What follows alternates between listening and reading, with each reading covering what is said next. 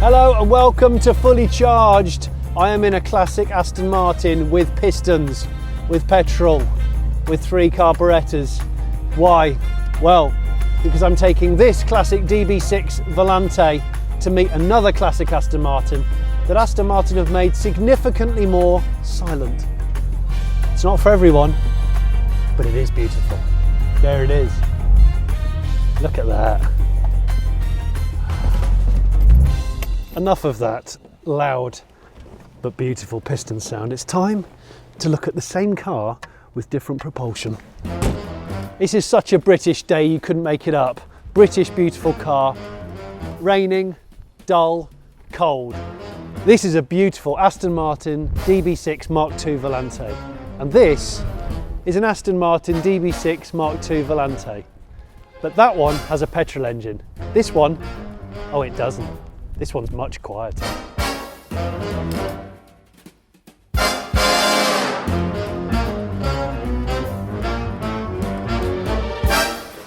Well, it's not often, Paul, that I get to see an electric car that looks this pretty.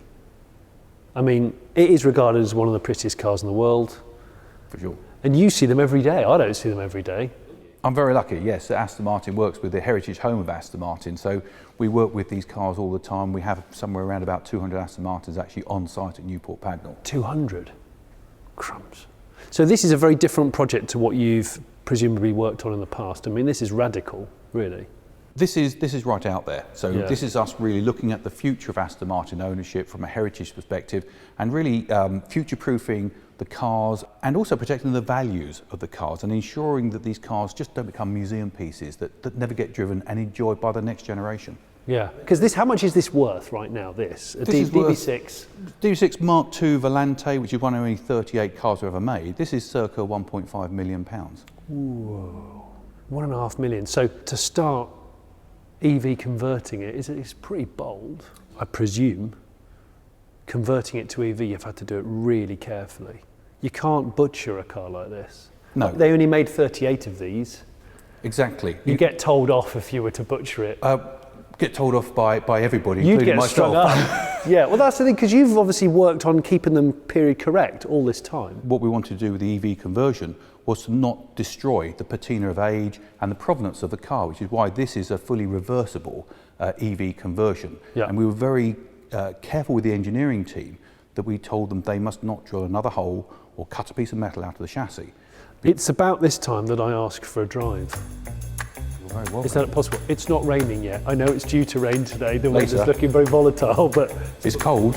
it's very cold. I'll take the cold. We're going to leave the top down. We'll take it for a spin. Absolutely. All right? You're very welcome. Lovely.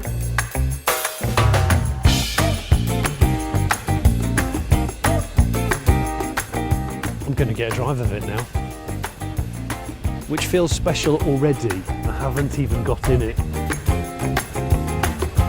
Okay.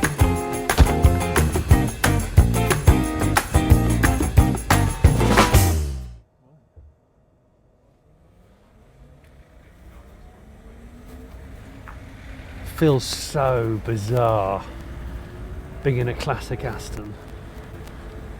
Something of this vintage. It doesn't matter how many times I drive an electric old car, it still feels very surreal and pleasantly relaxing. And you hear things you wouldn't have normally heard, like for example, I can hear the cancelling cam on the indicator as I'm driving around. I don't know if it normally does that when you're driving one of these, because you don't normally hear it because you've got a big straight six bellowing away up the front, but we don't have that today. To that end, actually, I mean, the sound of an Aston is iconic. Yes. And a lot of people might mourn the loss of that. Have you got any plans for either mimicking that or having something to replace it. Yeah, we've spoken about potentially doing some augmented sound through the exhaust system, because we retain the exhaust pipes poking out the back of the car. I noticed that when I walked in. I thought it was quite funny. It still has a system attached. Yeah, absolutely. But at the moment, the augmented sound that's available to us is not of a sufficient quality that actually makes you believe that you're actually driving a petrol engine again. But that's kind of where we're getting to, is I think as time goes on and technology comes towards us, in the ideal world, somebody should drive this car and not know it's EV. Yeah. They should think they're still driving a nice engine car. Yeah, yeah. And that's the thing, you've got to make sure it's right. This car is a very expensive, very rare thing. You've got to treat it with kid gloves. There's that P51 Mustang. You can hear it bellowing, that engine. It's a big juxtaposition between the sound of that warplane up there and the silence of this. All I'm hearing is wind noise and a bit of tyre noise. You've got these classic balloon Avon radial tyres. I'm not going fast. I'm only doing about 45. It's the slowest I've ever driven on a racetrack, but you know, it's probably the best I've ever looked. There's always upsides.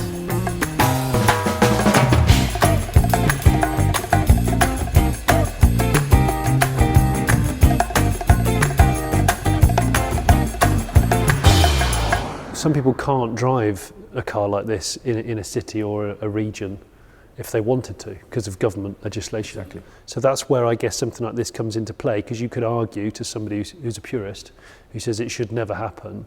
Well, if they have this car, they've inherited this car, and they simply can't drive it because they'll get arrested, your options are it's an ornament, or it becomes a motor car again with a different motor.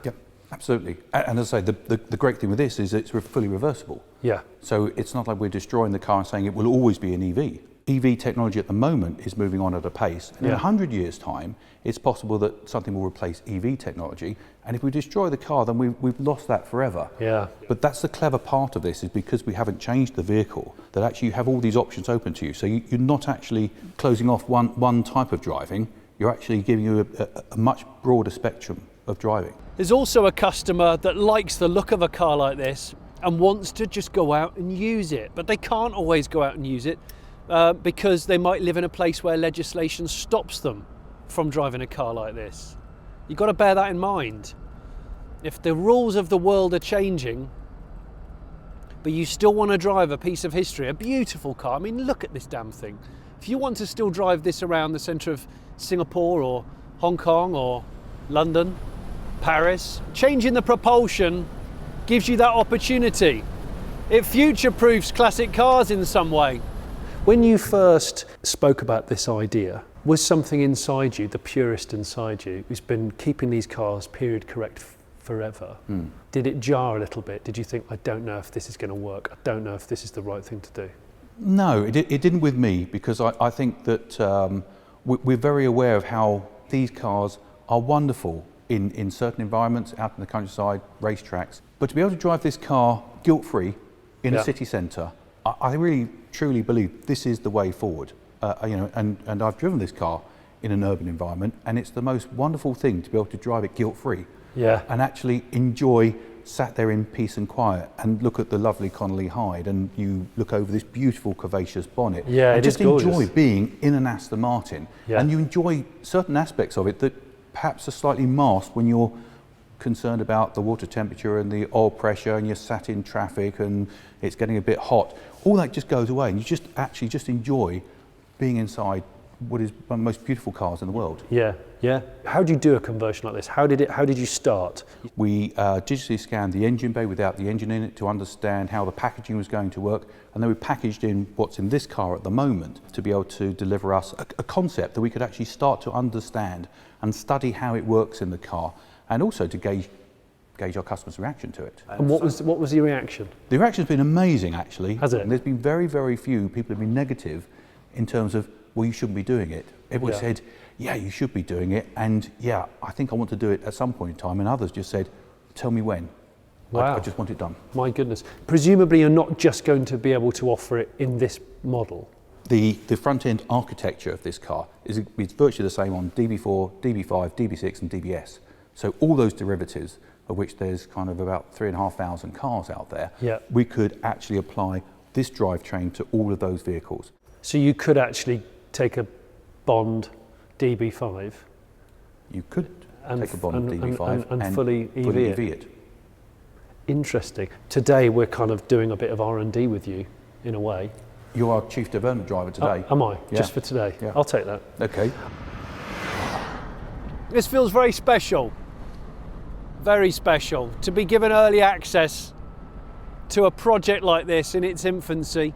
I am acutely aware of the fact I'm driving a big, old, beautiful, very expensive piece of history. I'd love to tell you that we are filming this on a hot day in Bermuda, where I'm on a mission, because I'm a man of mystery, an international man of mystery. But alas, we're filming it on the Silverstone Stowe circuit, and it's an extremely cold day with the wind chill. It's near freezing, which is why I'm not wearing just a linen semi-open shirt. I'm wearing the thickest coat I own, and about 3 jumpers underneath, so not so glamorous.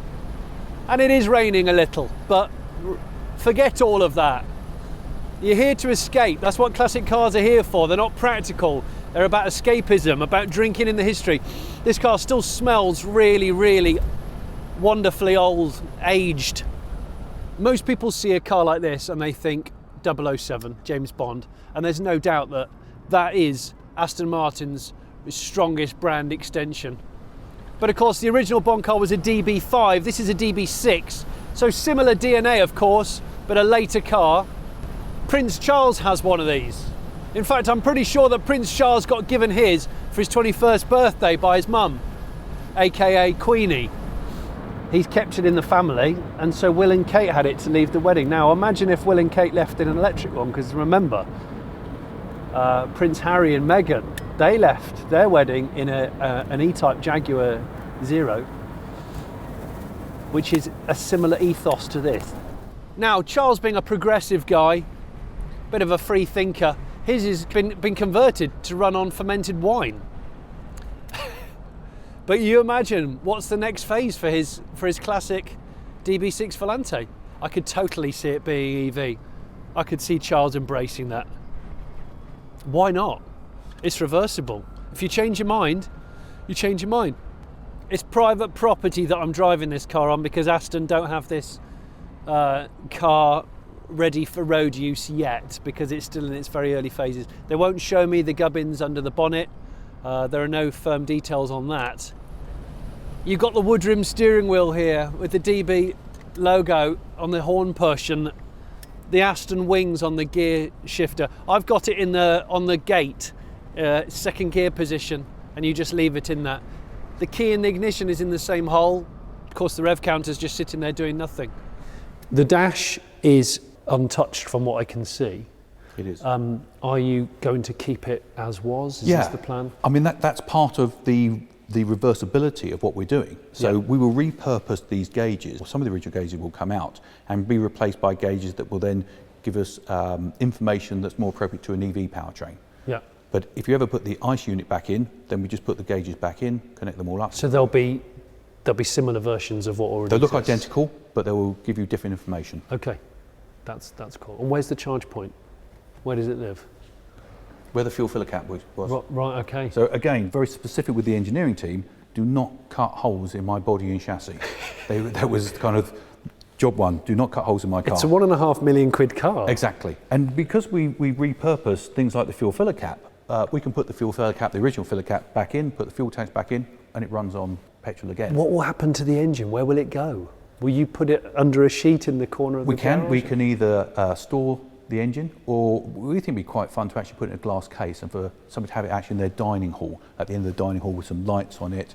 Because the old engines are a thing of beauty, you know, they're a work of art. The engine goes in a case, that's right. And then maybe like once a year when you have a barbecue, a family barbecue, you wheel it out into the garden. Exactly. With a fuel cell and Fuel cell. And strike it up. Yep. Everyone claps and then you wheel it back in again.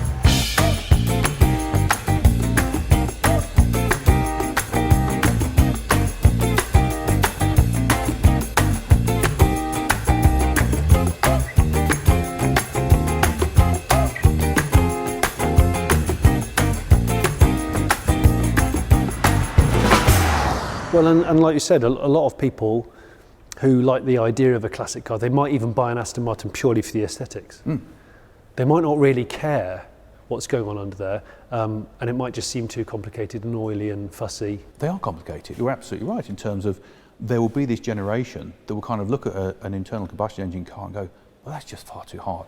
You know, charging the battery up and pulling the choke out and letting it warm up and checking the oil pressure and all that kind of stuff, dipping the oil in the water. And it will be a big faff. Part of the ritual for some people is the fiddling with an engine. I get that, but I think there's a huge amount of people that just don't. They just want the aesthetics. Some people will see this and think that what Aston are doing is offering a sacrificing service for some of their past greats, but it's not so much like that. Not everybody with one is going to want to do this. That's a given.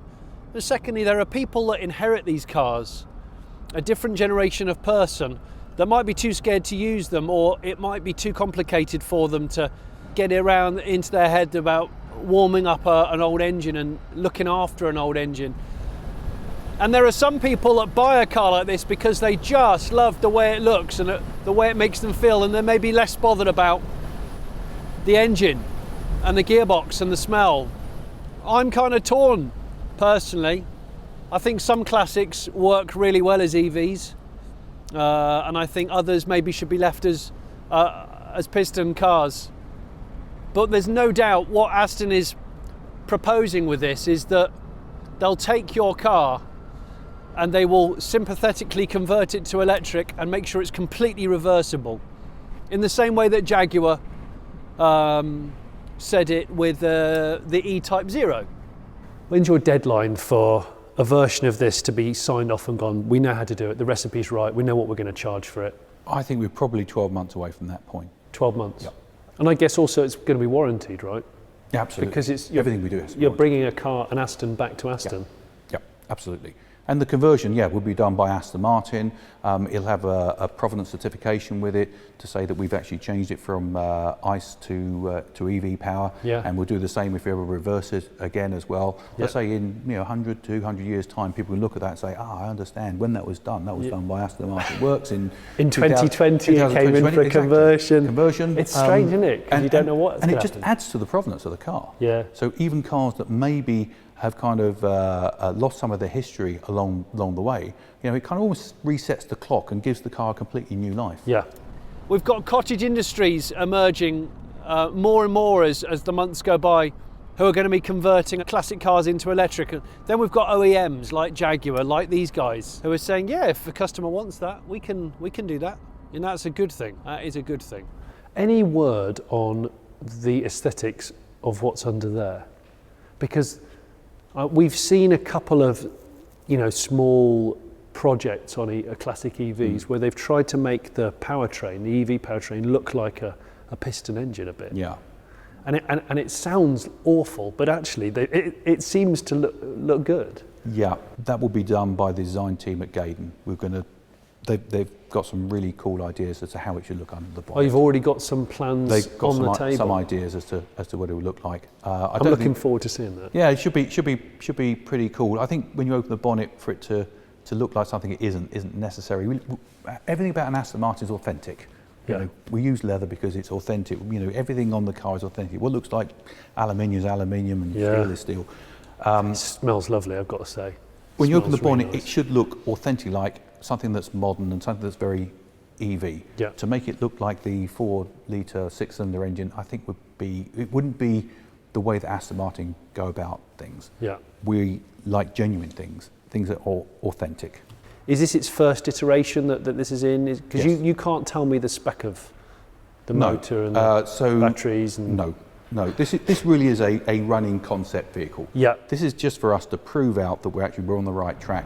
This is a test mule, really, a proof of engineering concept.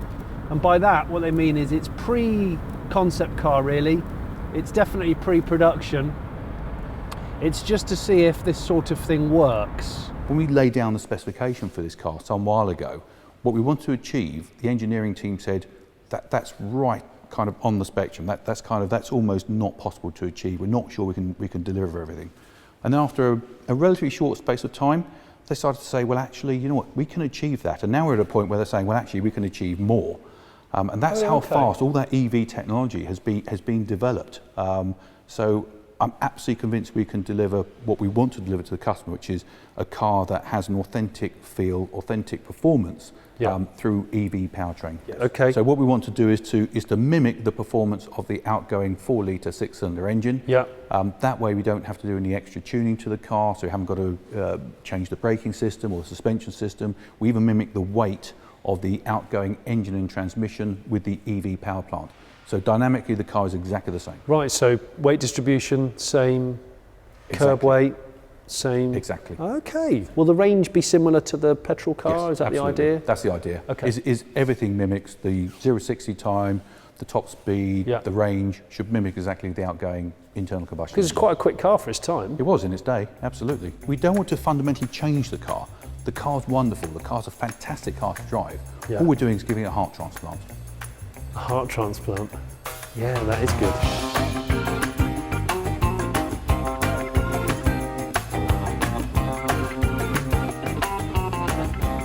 Tally ho! It does make you want to just say tally ho a lot.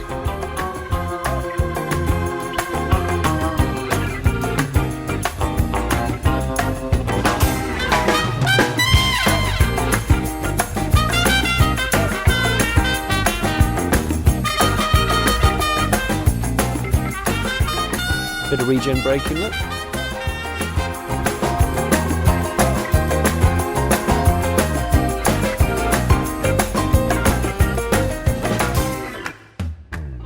Well, it's a lovely glimpse into what is going to happen in the very near future. And I think there's going to be more and more OEMs like Aston Martin and like Jaguar have done with the E-Type 0. They've got their heritage and they don't want to lose their heritage, but they want to bring their heritage into the new world. Maybe for people who aren't engine enthusiasts. And also, Aston, don't forget, are going to be bringing out electric versions of this, well, the 4-door this year. The future is looking very bright. Oh look, it's open. Oh look, the keys are in it. Thank you very much as usual for watching Fully Charged. If you've already subscribed to us, we love you. If you haven't, consider subscribing. And once again, Patreons, thank you so much for pledging. We couldn't do this sort of thing without you. I couldn't stand out here in the rain in Silverstone with a wind chill of about -5 without you. So thank you so much. I'm going now.